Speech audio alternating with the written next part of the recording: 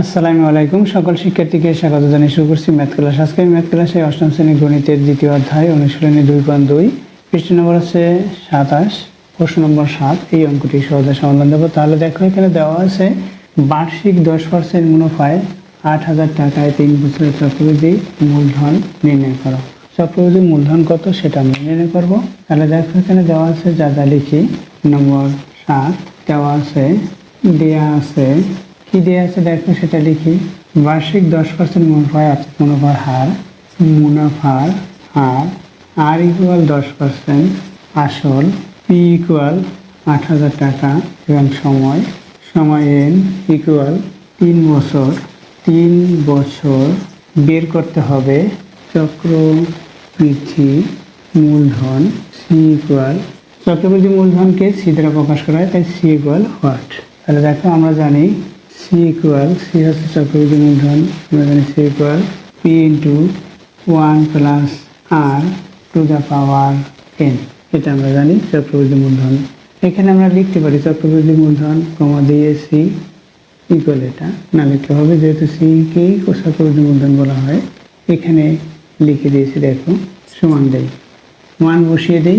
P এর মান কত, এখানে 8,000 টাকা ইন্টু 1 প্লাস আর কি, আর আছে শতকরা মুনাফার হার, এখানে 10% অর্থাৎ 10/100 ব্র্যাকেট শেষ করি। এটা দিয়ে এটাকে ভাগ করি।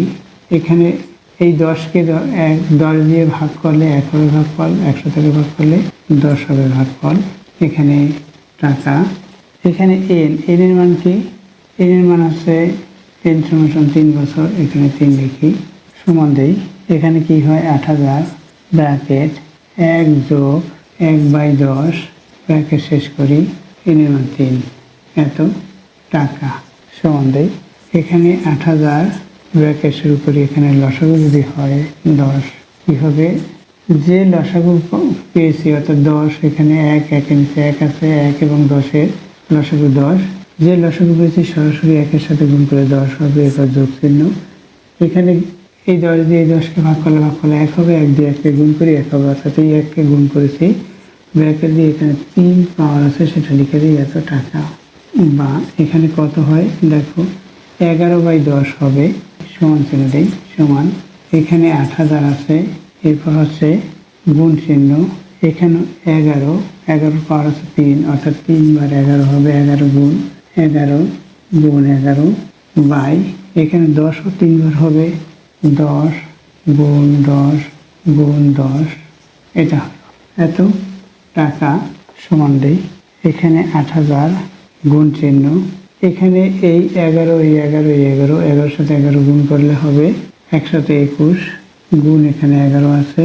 এখানে এগুলো গুণ করলে কত হবে, 3টে শূন্য বৃদ্ধি পেয়েছি, অর্থাৎ 1-এর পরে 3টে শূন্য হবে, এই এত টাকা সমান। এখানে কি হয়, এই 1,000 দিয়ে এই 8,000কে ভাগ করলাম, ভাগফল 18, আর দিয়ে এখানে গুণ করলে যা হবে সেটা, আর দিয়ে 121 গুণ 11, অর্থাৎ যে গুণফল হবে তত টাকা হচ্ছে চক্রবৃদ্ধি মূলধন বা মূল। দেখো তাহলে কত হয়, এখানে আমরা ক্যালকুলেটর ব্যবহার করতে পারি। আচ্ছা, আমরা ক্যালকুলেটর ব্যবহার করি। তাহলে দেখো, এখানে 8 × 121 × 11 সমান 10,648, 10,648 টাকা। এটা হচ্ছে উত্তর, এত টাকা উত্তর। সংক্ষিপ্ত লিখি 10,648 টাকা, এটা হচ্ছে উত্তর। আশা করছি বুঝতে পেরেছি অঙ্কটির সমাধান কীভাবে করতে হয়। এতক্ষণ ম্যাথ ক্লাসের সাথে থাকার জন্য সকলকে ধন্যবাদ জানিয়ে আজকের মতো বিদায় নিচ্ছি।